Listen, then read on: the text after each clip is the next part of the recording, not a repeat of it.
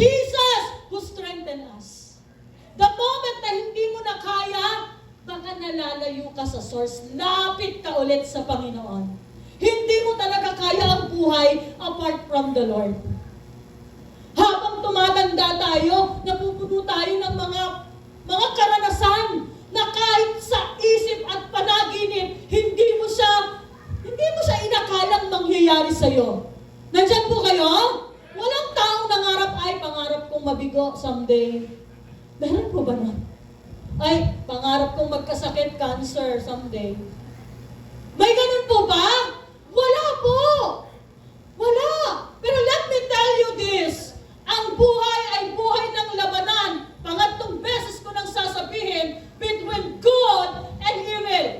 Pipili ka, gagawa ka ng mabuti at kakabit ka sa source ng kabutihan, or gagawa ka ng masama at lalayo ka sa source ng kabutihan. Araw-araw tayong namimili.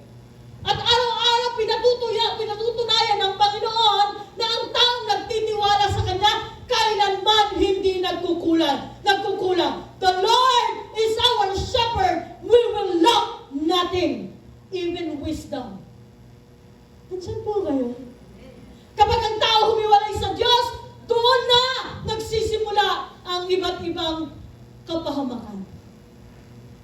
Kaya totoo He is the true vine. And apart from Him, we can do nothing. Palakpakan po natin si Jesus. Conclusion po tayo, wag po natin